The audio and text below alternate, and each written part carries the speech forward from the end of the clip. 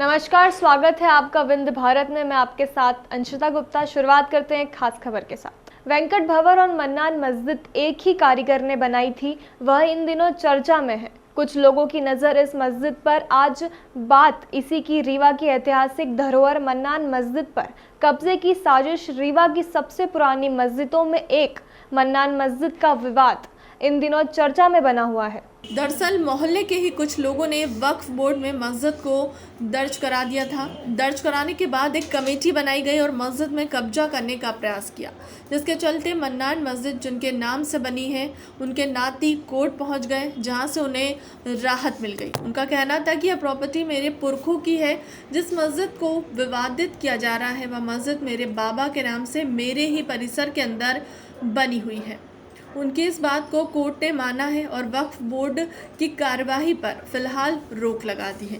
Mannan मस्जिद का एक इतिहास भी है। रीवा में जिन दिनों अकाल पड़ा था, रीवा राजा वेंकट रमन सिंह ने रीवा की जनता को काम देने के लिए वेंकट भवन का निर्माण कराया। उसी दौरान इस मस्जिद का भी निर्माण हुआ।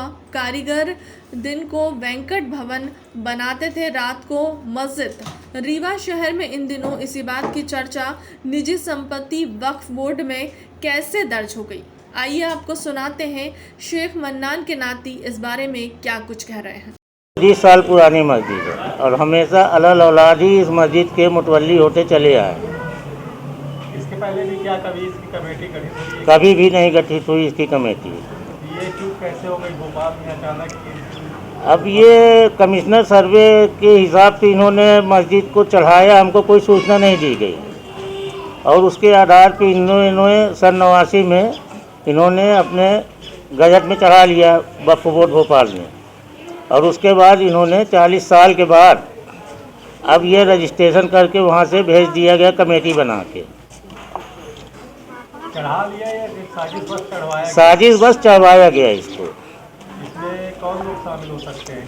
इसमें हमारे मोहल्ले के कुछ असामाजिक तत्व हैं, जो लोग मतलब इस प्राइवेट संपत्ति को जालसाजी करके हथियाना चाहते हैं और बराबर दबाव बनाया जा रहा है कि इसको हम छुड़ा लेंगे, ये वक्फ की संपत्ति है, आपके पूर्वजों की नहीं है, ऐसा वो कहते हैं। इसके दस्तावेज भी आपने प्रस्तुत जी किए? जी जी जी हमने इसके सारे दस्तावेज न्यायालय में प्रस्तुत किए हैं। सन 1975 में हाजी अब्दुल मन्नान साहब ने एक वसीयत की थी इस मस्जिद की, जिसमें मुतवल्ली हाजी अनवारुल हक साहब को बनाया गया था और तब से वो मुतवल्ली बराबर रहे हैं। 30 नवंबर 20 को हाजी अनवारुल हक साहब का इंतकाल हो गया। उससे पहले 2016 में उन्होंने एक वसीयत की जिसमें मुतवल्ली हमें बनाया गया। तब से हम इसकी देख रेख व्यवस्था संभाल रहे हैं। इसके पहले हमारे पूर्वज संभालते ही चले आए। प्रशासन से आप लोगों ने शायद आवेदन भी दिया था इस मामले को लेकर, क्या यहाँ से क्या स्थानीय प्रशासन से क्या जवाब? स्थानीय प्रशासन से एसडीएम साहब ने हमको यथास्थिति का आदेश दिया। फिर उसके बाद 29 नवंबर को इन्होंने एक और आदेश पारित कर दिया कि इनको कब्जा दिलाया जाए। फिर मैंने माननीय उच्च न्यायालय के सदन में गए और वहाँ पे आवेदन प्रस्तुत किया, सारे कागजात दिखाए उनको। तो माननीय न्यायालय ने सारे तथ्यों को देखते हुए वहाँ से हमको यथास्थिति का आदेश पारित कर दिया और सारे लोगों को नोटिस जारी कर दी। अभी आप क्या चाहते हैं? अभी हम ये चाहते हैं कि जो कानून व्यवस्था जो हमारे हिंदुस्तान की रही है और जो न्याय हमारे हिंदुस्तान में रहा है, तो आगे भी हमको न्याय मिलना चाहिए, क्योंकि हमारी प्राइवेट संपत्ति है। आपको स्टे मिल गया है? हमें स्टे मिल गया है। अब आगे जो भी न्यायालय से कार्रवाई होगी वो हमें मंजूर है। हमने मुद्दा ये रखा है कि हमने जबलपुर हाई कोर्ट में एक याचिका दायर की थी वक्फ बोर्ड और इस फैजुल्ला बख्श मस्जिद कमेटी के खिलाफ, जो ये लोग कमेटी बनवा के ले आए थे भोपाल वक्फ बोर्ड से फैजुल्ला बख्श के नाम से, जिसको हाजी अब्दुल मन्नान साहब ने और उनके पूर्वजों ने, वो इस शहर के काफ़ी प्रतिष्ठित नागरिकों में से थे।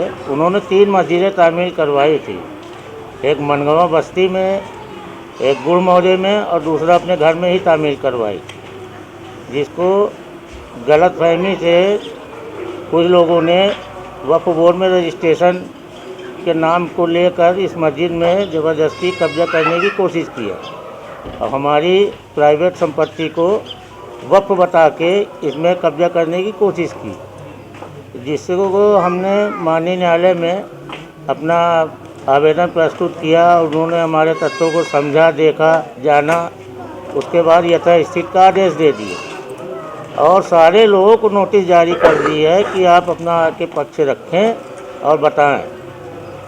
हमें अपने हिंदुस्तान के कानून और न्याय के ऊपर पूरा भरोसा है कि आगे भी वो हमें न्याय दिलाएंगे।